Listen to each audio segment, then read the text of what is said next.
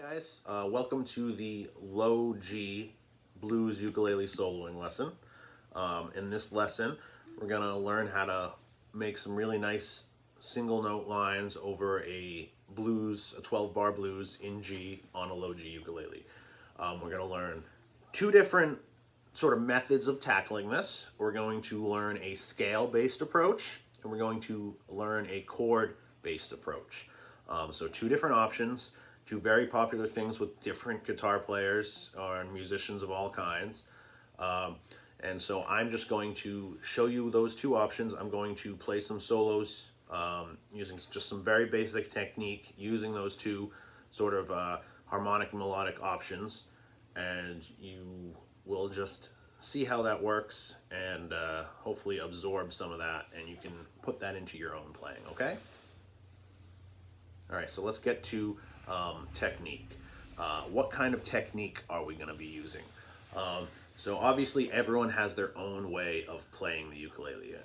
And when I say technique, I mean the mechanics of it, not necessarily the end sound. I mean how you're producing that sound. Everyone does it differently. As you can see, I'm using a pick. You don't have to use a pick. You can use anything else. You can use a pick analog, you can use your thumb or your index finger like this. But you don't have to do that. You can do finger style, Pima style if you want. You can do like the Kimo Hussey 2-finger. I can't do that, but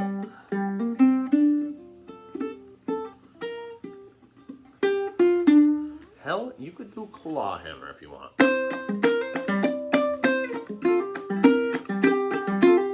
But I'm going to use a pick. Because that is how I feel comfortable doing solos for the most part. Even if I'm not playing a pick for other parts of the song, if I'm playing like a single note solo, I usually have a pick palmed or somewhere that I can easily grab it. What kind of pick am I using? I'm using a very thick, almost jazz style pick, but a little bit bigger. I like the pick to match and also counteract the sonic qualities of the instrument that you're using. So the ukulele is very high pitched, it's very shrill. That's strong, that sounds harsh. I don't mean shrill in a bad way, but it is shriller than a guitar. I think we can all agree that. Especially if you're doing distortion, you're adding in electric ukulele, you usually got cheaper single pickups. So the ukulele is high and shrill, or it can be in the hands of someone who hasn't quite mastered their skills yet.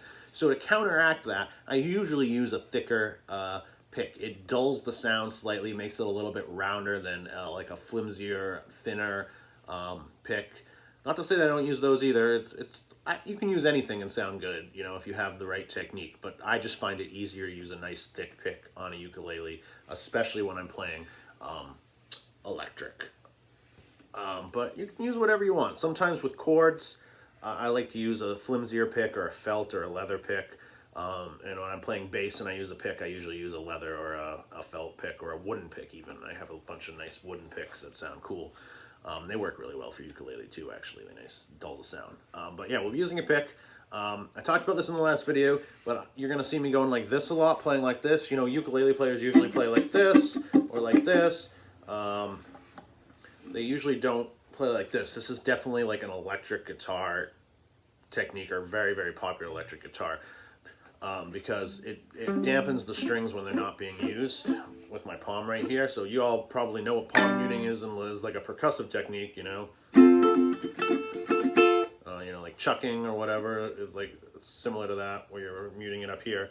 But in this case, I'm not doing it for percussive technique, or at least not all the time. I'm doing it to keep strings from sounding that I don't want to sound.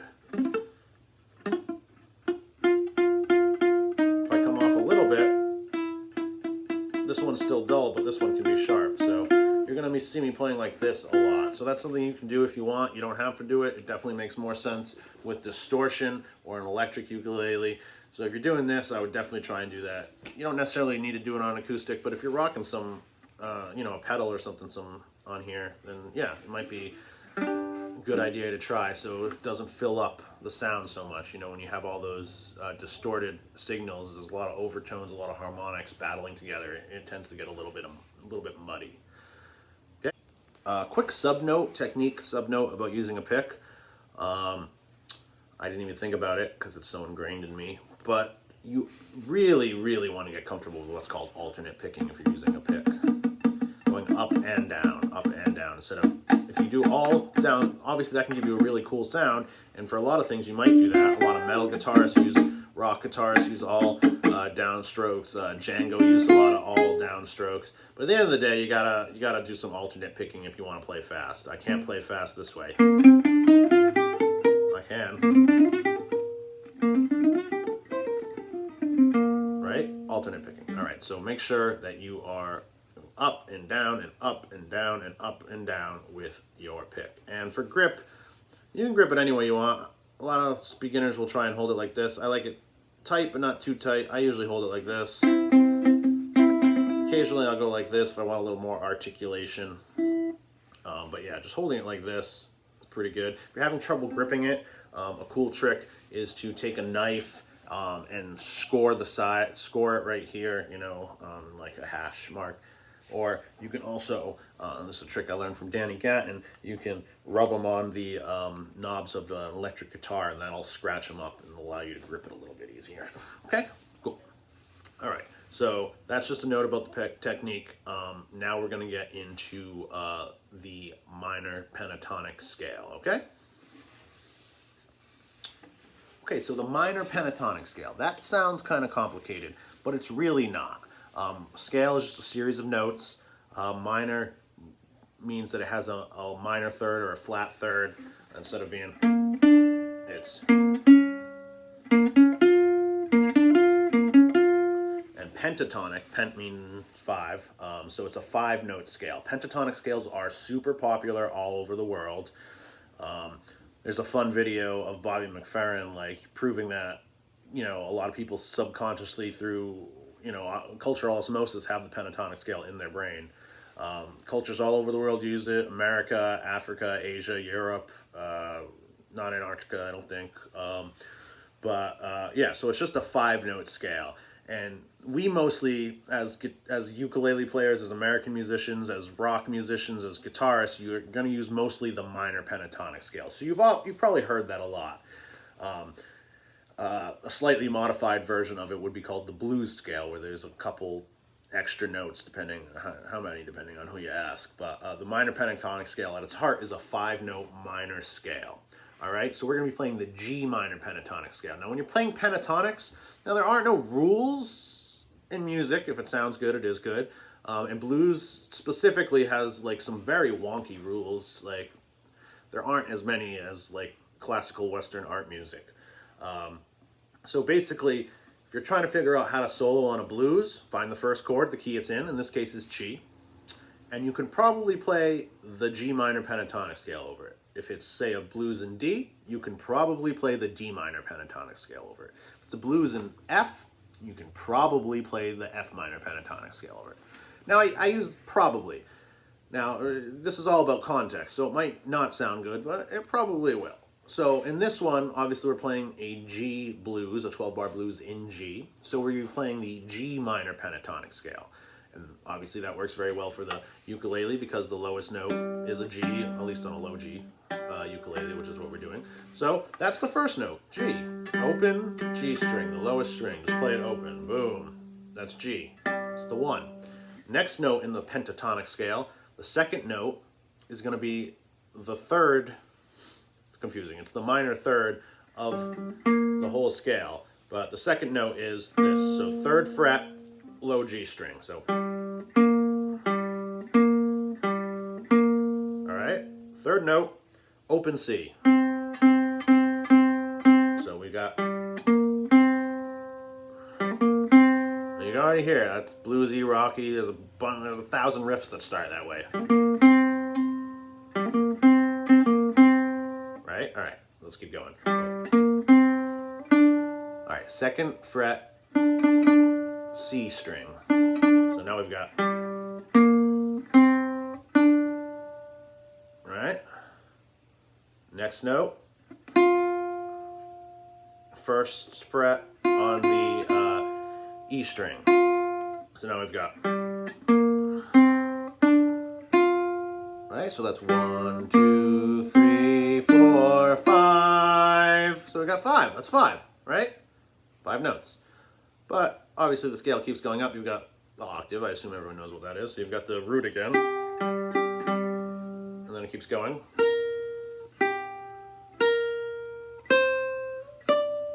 We're just staying in first position, so we'll just end there. So the G minor pentatonic scale that we can reach in first position is basically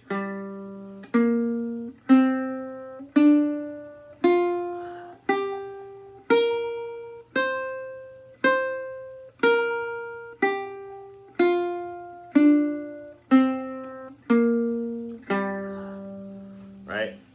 So that's the minor pentatonic scale. That's the scale that probably every blues and rock guitar player that you know plays at least sometimes, learned how to play, played almost exclusively for probably a couple of years until they learned something else. But that is it, you know. If you just learn that and get it fluid, I mean, you can almost play over anything. Even jazz, I mean, as long as you're changing with the keys, then you can pretty much play minor pentatonics over anything. If you have enough skill and you're able to use it in the right context. So yeah. I want to go ahead and practice that. Just keep working on that. First, you'll start going down. You can start doing things like this. Go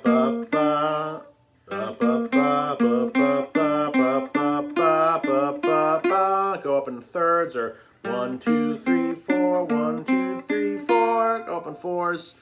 Go back down. You don't have to, obviously, as you get more comfortable, you'll start not going in order. You don't always have to play this note and then this note. You can go.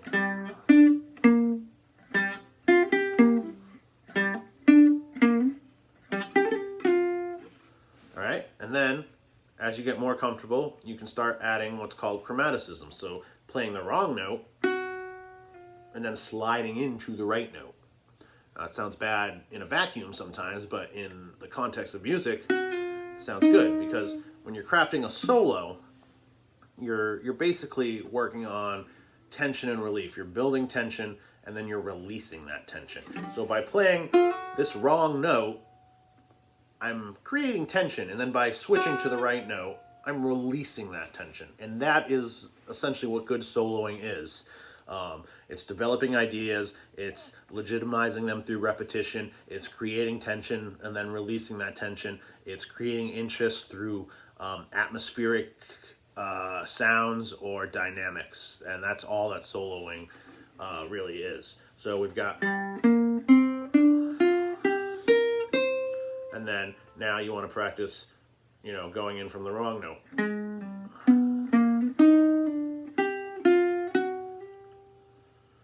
That could sound really cool in a certain context. All right, so that's the G minor pentatonic scale. If you have any questions, just ask them in the comments, okay? All right, so now this is going to be a minor pentatonic solo over the 12-bar blues in G on the low G ukulele. I'm only going to be using the G minor pentatonic scale with maybe some chromaticism on there, okay? So this is in contrast to the chord tone solo that you just heard. This one's going to be using scale tones instead of chord tones.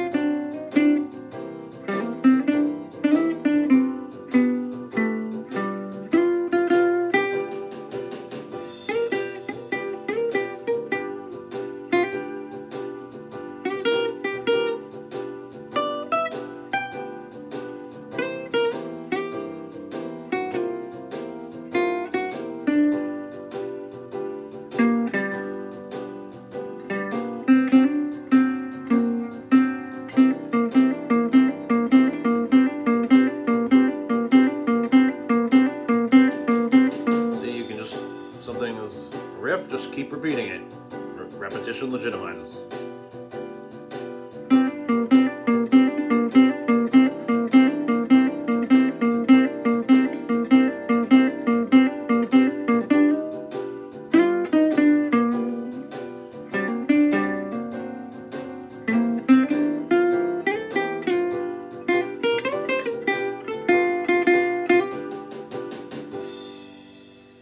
Right, yeah, so see, that was in contrast to the chord tone solo. This obviously felt a little bluesier, a little dirtier, greasier, to use some music expressions. And yeah, I used 90% minor pentatonic scale. I used a few chromaticisms, and every once in a while I threw in a chord tone. You might have heard it. It sounded a little dissonant, but it didn't sound bad. And you saw my... If you got a little riff, just keep repeating it. It will sound different because the underlying chords will change. I'm playing the same riff. The harmony under it is changing, so it's still remaining interesting. Now we're going to move on to the chord-based approach to soloing, or using what's called chord tones, okay? So this is slightly more complicated, but in other ways it's easier. So in the last method, we learned how to play the G minor pentatonic scale, and we learned that the G minor pentatonic scale works over the whole song. Over any chord, you can play the G minor pentatonic scale, and it'll probably sound good, right? So with chord tones, it's a little bit different. So you've got the 12-bar blues in G, right? First chord is G. So the chord tones of that, surprise, these notes right here. So when the other instruments are playing this chord, the G, you're going to be playing the notes in that chord as your solo. Obviously, you're not going to be playing them all at the same time, because that would just be playing a chord. You're going to be playing them one at a time like you were with the scale. Alright, so when G's playing, you're playing G chord tones. But here's the difference. On the scale tones, you can play them over any chord. With the chord tones, you're only playing them over the underlying chord. So you're only playing these notes when the other instruments are playing this chord. When they switch to this chord, the C, you will now be switching to those chord tones, or... And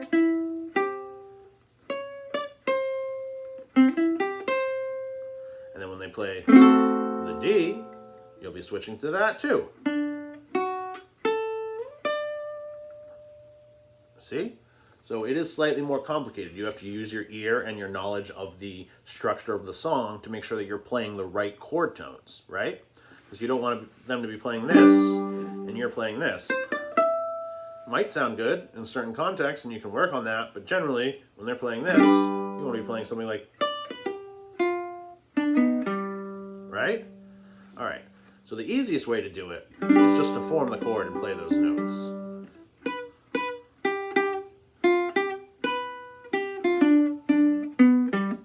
Be adding in the extra notes. So, for instance, the chord tones in the G are open string G, 4th fret G, 2nd fret C, and then you've got the octave right here. So, do, mi, sol, do, right? But we also got the 7th right here. So you've got... So those are the notes you can play when the other instruments are playing that. Playing this, you'll be playing this.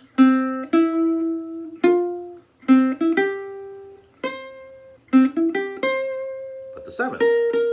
And on the C, you can also try and play the major 7 if you want. This note right below the root. So you can play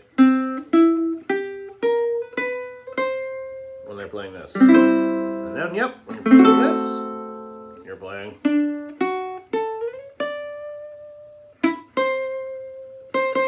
dominant 7th. Don't use the major 7 on that one, but the dominant 7 might work very well. Right? So you got it?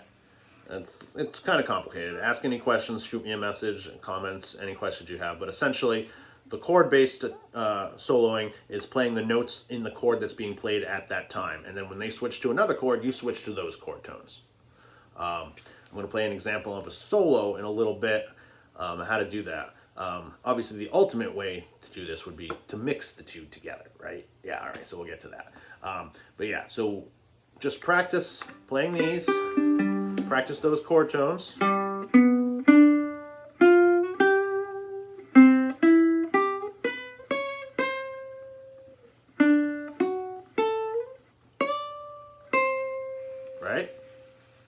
right, so now I'm going to demonstrate a very basic solo over a 12-bar blues in G on the ukulele using chord tones.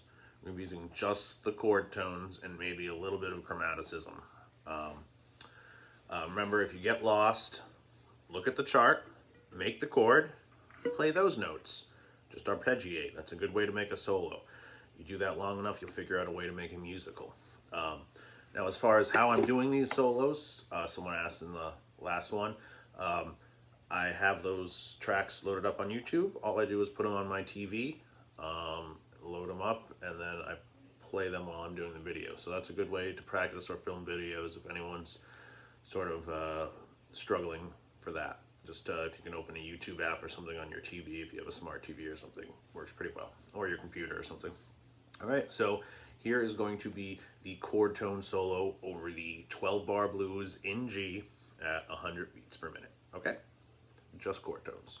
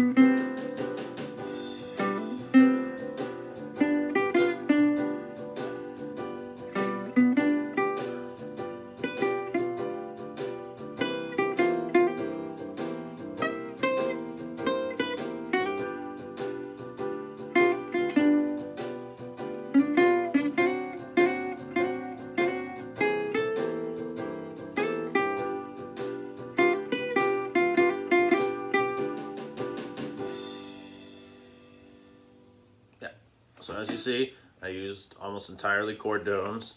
Every once in a while I added some chromaticism or something from the like the major scale, but it was 90% chord tones. And all I did was nice little lines, made one, developed it, repeated it.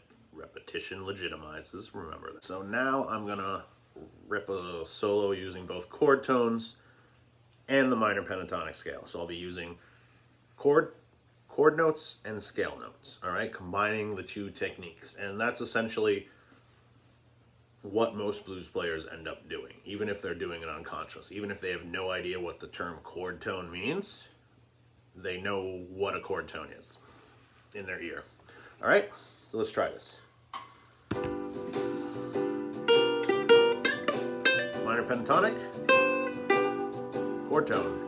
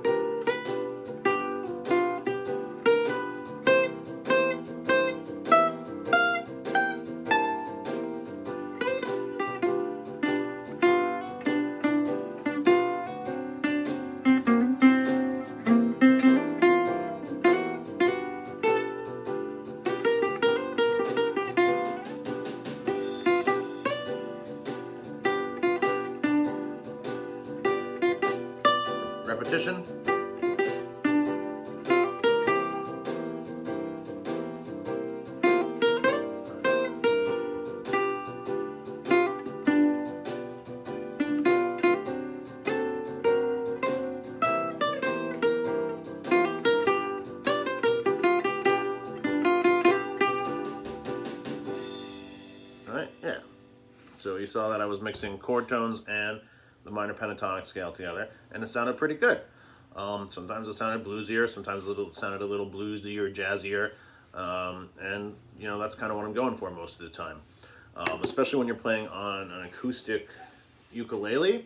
Sometimes if you try and play too much like a dirty, greasy blues guitar player playing with some distortion on us, you know, on a solid body, you know, the two don't always work. So sometimes it's better when you're playing an acoustic to try and mix things up a little bit. Don't try and emulate Eric Clapton on his Strat all the time, or Jimi Hendrix on his Strat all the time. You know, keep things a little bit lighter sometimes. But of course, if you're ripping a nasty solo on this too, or you have some distortion on this, you know, do whatever you want. You know, music, it's a lot like trying to tell if meat is bad or not, you know. If it looks good and it smells good, it probably is good. And so music, if it sounds good and it feels good, it's probably good. All right, cool. So that's kind of the end of the lesson on low G soloing for blues on the ukulele. As you can see, it's not that hard. It sounds harder than it is. Obviously, as you start playing those lines, they're going to sound like you're just going up and down scales or whatever at first, but that's how everybody sounds at first. You're just going to have to keep practicing until you figure out what sounds good, and get your phrasing down. If you guys have any questions at all, please ask. If there's anything you're confused by, just shoot me a message on any platform. If you have any suggestions or requests, something I fucked up or something that I did wrong, let me know. And I'd be happy to fix it or address it or whatever. If you guys want to take this to the next step, if you want to do some homework, the homework would be to take these notes in both the minor pentatonic scale and the chord tones, you know, and figure them out up and down the neck, you know what I mean? Or you don't want to just be playing all your solos right here. You want to be able to go.